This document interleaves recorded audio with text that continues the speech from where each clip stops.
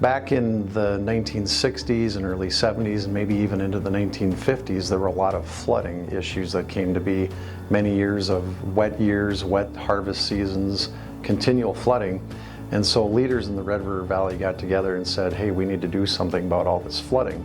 I had a close relationship with a fellow by the name of Donald Ogard. He was very involved with the watershed issues, and it was basically his idea to create kind of an umbrella organization for all of the watersheds up and down the Red River of the North.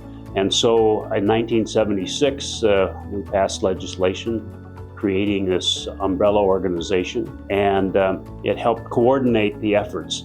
So Don Ogard helped lead the charge to create the Red River Watershed Management Board. And I know Don was real concerned about flooding because he farmed near the Wild Rice River in the Wild Rice Watershed District, just southwest of Ada. So not only was he affected by flooding, but all of his neighbors were. Cities such as the city of Ada, and just regionally, people were impacted by flooding. And so he led the charge in the early 70s to start going up and down the Red River Basin, talking with farmers and landowners, county commissioners, local, state, and federal policymakers to really get people organized to move forward with creating a regional entity. And Roger and Don worked closely together with the Minnesota legislature. And so they introduced a bill, and shortly thereafter, the way I understand it, it was maybe a couple months at the most to go through the legislative process to get the Red Board created.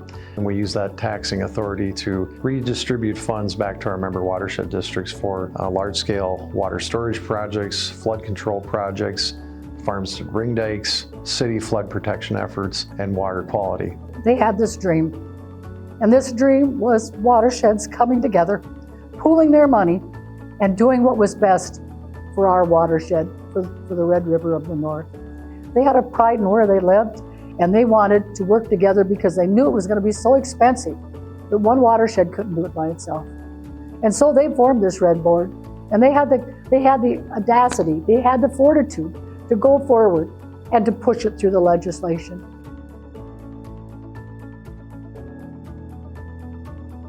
Each member district of the Red Board is a watershed district of its own. They have what's known as a Citizens Advisory Committee. They work all the time with landowners, other local agencies like counties, townships, soil and water districts. That's the basis of how we do things and who we partner with. But then, of course, you go up a step.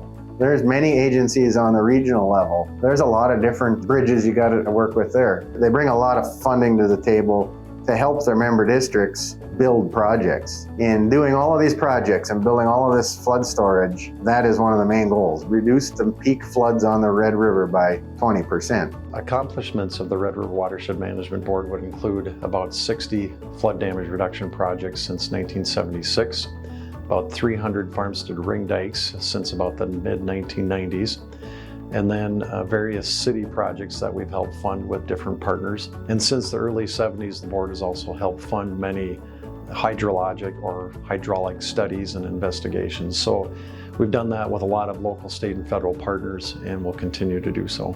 So the Roseau River Watershed District is an international waters as well. So our river flows directly into Canada before it reaches the Red. And one of the things that Rob and the Red Board have helped support is our effort to work with our Canadian counterparts and developing an independent board of the Roseau River International Watershed to share information across the border.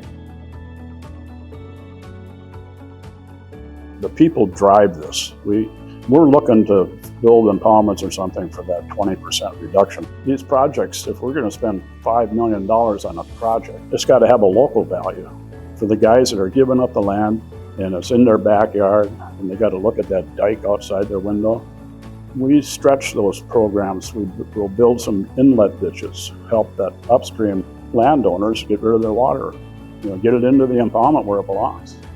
I think it's all broad-based. You build it up from the local level, work with the landowners. That's the main thing. If you don't have support on the local level, you really don't have a project.